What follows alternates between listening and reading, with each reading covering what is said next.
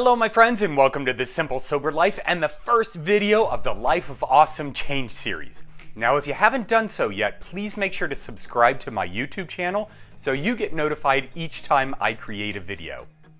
Now, we're all on a journey to seek greater happiness.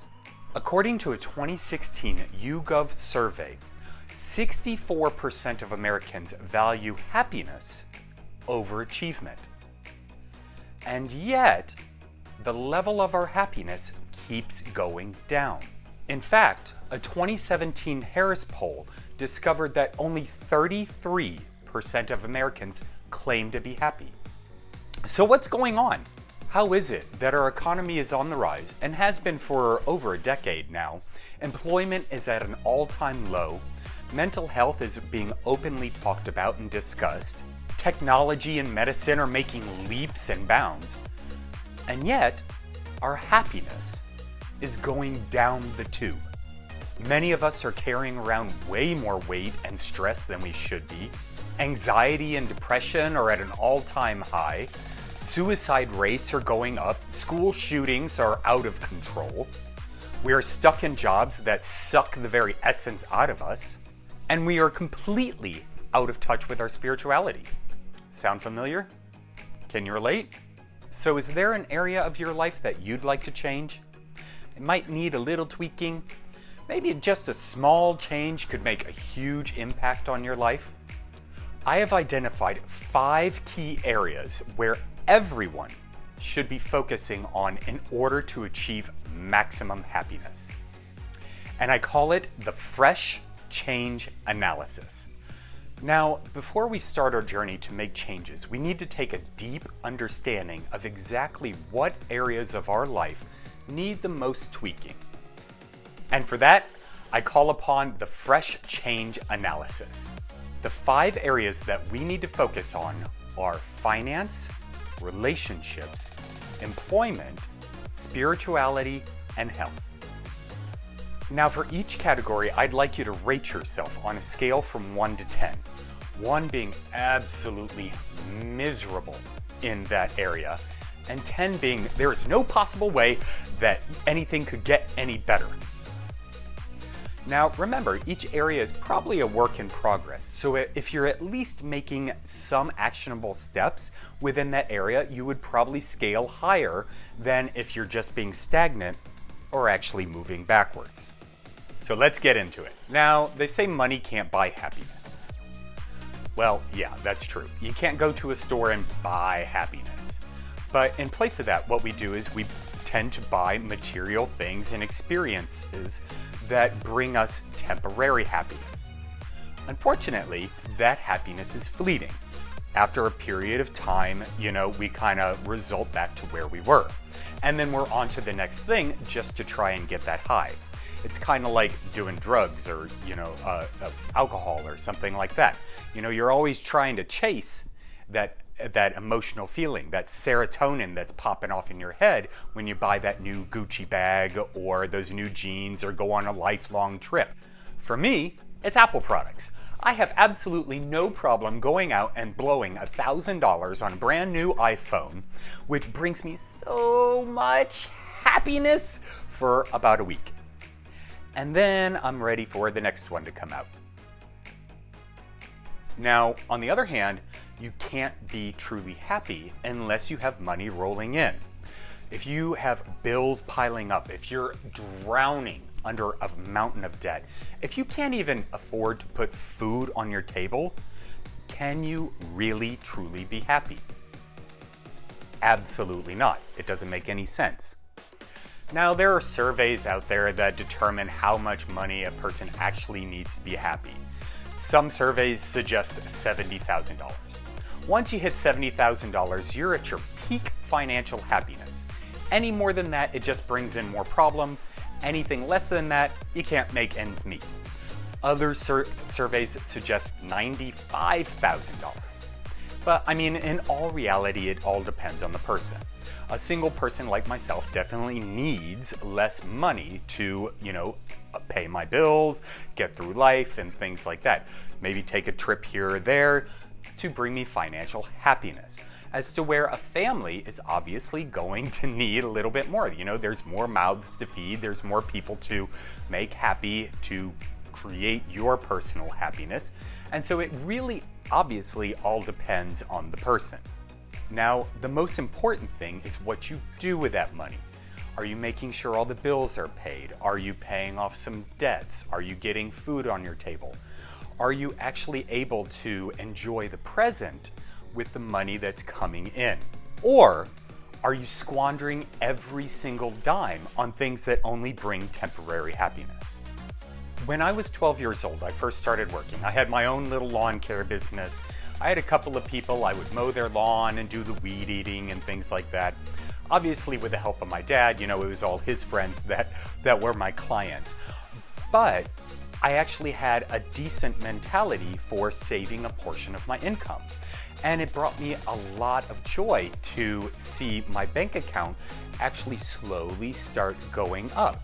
And I found that, you know, when I wanted to kind of go extravagant and buy myself a little something, I was able to do that. But then, when I got into high school and discovered the joy of pleasing others and making myself look good, kind of being socially included through clothes and cars and things like that, all of my money went to that. I would not wear anything unless it had a designer label on it. I tell you what, those Tommy Hilfiger jeans really looked good on me. But after a couple of washes, my happiness with them and the jeans started to fade. It wasn't until I grew and matured a bit that I was actually able to discover that I could do both. I could slowly raise my bank account and my other funds, as well as, you know, bring things into my life that brought joy.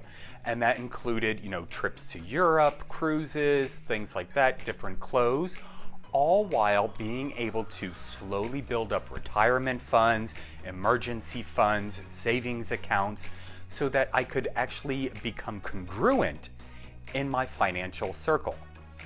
So how happy are you with your financial circumstances? Here are a couple of things you may want to consider. Your budget, your debt to asset ratio. Do you give to charity? Do you have fund money? Do you have a savings, insurance, retirement fund? Do you have passive income? All of these factors contribute to your happiness rating within this category. What's your mindset on money? Do you worship it? Or do you think it's the root of all evil? That also plays a part into your happiness factor. So, what is your financial happiness rating? Okay, moving on to relationships. Now, relationships play a key role in your overall happiness. Think about it. Can you be happy if you're in a loveless marriage? If you always hang out with toxic people? What if you're the toxic person? What if you and your family are constantly at each other's throats? Can you really be happy? Of course not. Healthy relationships not only contribute to your happiness factor, but it also contributes to every other area within this analysis. So take a deep look at the relationships in your life. Your relationship with your partner, with your friends, with your family. Do you have an active social life? Do you go out and meet new people, or do you hang inside alone? Are you involved in any social activities or clubs? Are you kind to people? Go ahead and rate the relationship aspect of your life. On a scale of 1 to 10, where do your relationships fall in? Now on to employment. You know, it's traditionally thought that Americans spend about a third of their life working. A lot of people work the traditional 9 to 5 or some sort of 8-hour shift at a job. But in reality, we actually work much, much more. In fact, according to the International Labor Organization, we actually work 137 more hours per year than the Japanese. We work 260 more hours than our British counterparts, and a whopping 499 more hours than the French. So it's more likely that we actually spend between 40 and 45% of our life working. So with all that time grinding away, how happy are you? Now let's take money out of the equation. Let's not even factor that in. Let's talk about the emotional satisfaction you get from the job you're doing. A couple of things that you may want to consider are, is there a work-life balance? Does work cause stress in other areas of your life? Even while not at work, are you thinking and stressing about work? Do you feel like your employer or your clients value you? Do you feel like the work you're doing is meaningful? Are you passionate about what you do? Does your work match your skill set? Are you challenged at work? Do you look forward to going in?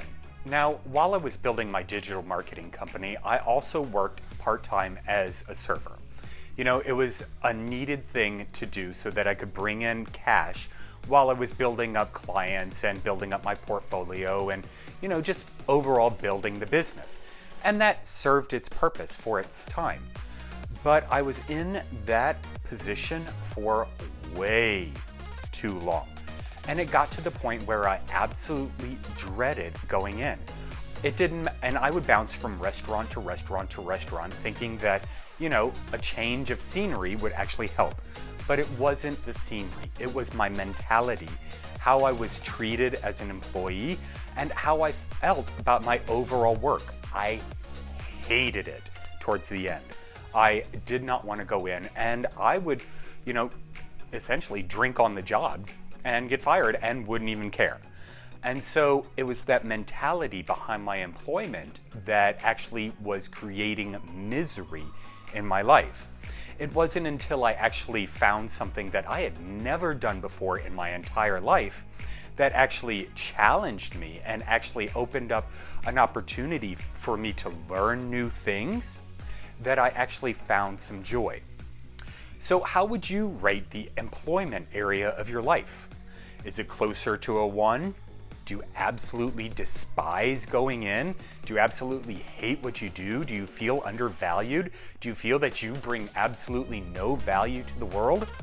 Or is it closer to 10? Are you doing exactly what your purpose is? Go ahead and rate this area of your life. And so we move on to spirituality. Now, I believe that there is a significant difference between religion and spirituality. You know, it doesn't matter if you're Christian, if you're Jewish, if you're Muslim, if you're Hindi or Buddhist, it doesn't really matter. The question I pose to you, are you seeking spirituality? Are you looking within yourself and finding a soul, something to complete you on the inside? Do you hold a set of personal beliefs and practices? And are you searching for the purpose within your life?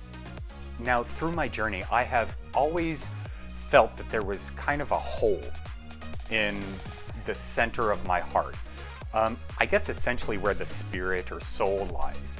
And it's something that I've never been able to really fulfill until as of recently. And I've recently found that, you know, going to church has helped me with that spiritual journey. You know, I've always had questions about the universe and God and, you know, what's out there and, just being in that congregation of like-minded people has helped me. And it can help you too. You know, it's not the only way. Going to church or a synagogue or a mosque, being in prayer meetings and meditation circles and things like that can be of value to you when you're working on this aspect of your life. So take a step back and actually look at the spirituality in your life. Do you pray? Do you meditate? Do you look within and try and find a purpose for your life? Go ahead and take a minute and kind of reflect on yourself before you start rating yourself in this category. All right, my friends, last but absolutely not least is the health portion of the fresh analysis. Our health is probably one of the most important aspects of our happiness. Think about it. Can you truly be happy if you're in chronic pain? If you have an untreated disease? Or if you're just feeling under the weather? I don't know about you, but when I get sick, I am miserable. And this doesn't only extend to physical health, it also extends to mental health. Can you really be happy if you're in a bout of depression, or suffering from high anxiety, or some other sort of mental illness? I would say probably not. When I was at my heaviest of 233 pounds, I was absolutely miserable. My knees ached, my muscles hurt, my bones creaked. I was tired all the time. And I could not look in the mirror without absolutely being disgusted with myself. I would literally stand in the mirror, look at myself, and be like, "You are disgusting. I hate you. You're fat. You're ugly. You're nasty. No one will ever want you." And I would just berate myself over and over and over again. I suffered from depression, anxiety, and severe alcoholism. So I'd like you to take a moment and look at your life right now. How are you feeling? Physically, mentally? Do you have any physical pain? Are you fatigued mentally or physically? How's your breathing? Do you currently have any untreated illnesses? When was the last time you had a checkup or a physical? How are your eating habits? How are your sleeping habits? How are you doing mentally? Are you stressed about anything? What mood are you in? And what's causing that mood? Now, I'm happy to say within the past couple of months, I have dropped over 35 pounds. I still have a little ways to go to get to my ideal weight, and I still smoke. And that is probably going to be the next challenge that I put myself through. But I'm taking steps to improve the overall health of my life. And that feels pretty good. Not just physically, but also mentally. I'm actually able to look in the mirror now and be happy with the progress that I've made and actually say, "Hey, you know what? You look kind of good today." Kinda. So there you have it, my friends. That is the fresh analysis. Now, the point of the fresh analysis is for you to actually take a step back and look at the quality of your overall life and determine what areas of your life need the most change and where you should start that change today. So go ahead, take a step back, and rate yourself in each one of these categories. In health, are you closer to a 1 or a 10? In spirituality, in employment, in finance, in your relationships, go ahead and rate each category and comment down below. I would love to hear your feedback about how you rated in each category so that you know exactly where you need to take the largest steps in your life. Now, if you scored a perfect 100, please comment down below because I want to know your secret. Here's the challenge for this video. I want you to go back and re-watch this video and create your own fresh analysis. Before we can jump into any changes, we need to understand exactly what change consists of. And we're going to get into that in the next video. I hope this video and the fresh change analysis has given you a deeper understanding of where you are and where change starts in your life. Make sure to give this video a big old thumbs up, and I'd love to hear your perspective, your insight. Comment down below. What did you think of this video? I will see you in the next video, my friends. Cheers.